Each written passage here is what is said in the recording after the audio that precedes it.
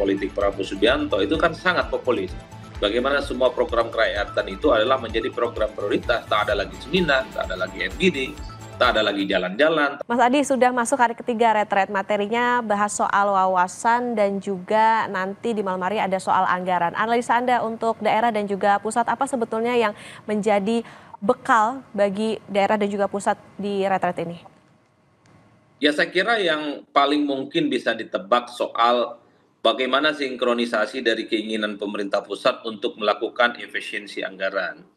Karena saya kira memasuki 100 hari kinerja Prabowo dan Gibran, salah satu gebrakan yang paling menonjol adalah semua kementerian dan lembaga itu diminta untuk melakukan efisiensi, di mana efisiensi itu tentu untuk mengalokasikan untuk program-program strategis pemerintah seperti makan bergizi gratis, termasuk juga soal pemeriksaan kesehatan gratis untuk mendirikan rumah untuk 3 juta penduduk dan seterusnya dan seterusnya.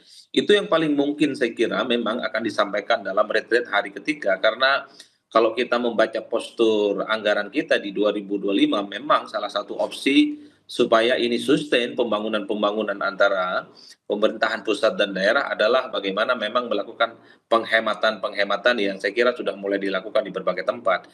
Nah, dalam konteks ini saya kira memang retret itu diminta tentu saja supaya gubernur, bupati, dan wali kota yang sudah resmi dilantik beberapa hari yang lalu juga melakukan hal yang serupa. Cuman memang yang perlu didiskusikan adalah jangan sampai soal efisiensi anggaran itu misalnya bisa menimbulkan persoalan-persoalan lain seperti PHK ataupun misalnya sejumlah pegawai yang dirumahkan. Kan itu yang saya kira memang perlu dikomunikasikan antara pemerintah pusat dan pemerintah daerah. Nah, yang kedua secara prinsip memang di tengah anggaran yang sangat terbatas, di tengah anggaran yang diefisiensikan, tentu dana yang digunakan baik dari pusat ataupun daerah nantinya memang sebisa mungkin harus dialokasikan untuk persoalan-persoalan yang memang dibutuhkan langsung oleh masyarakat. Karena kalau kita mendengar pidato politik Prabowo Subianto itu kan sangat populis. Bagaimana semua program kerakyatan itu adalah menjadi program prioritas, tak ada lagi seminar, tak ada lagi FGD, tak ada lagi jalan-jalan, tak ada lagi studi banding.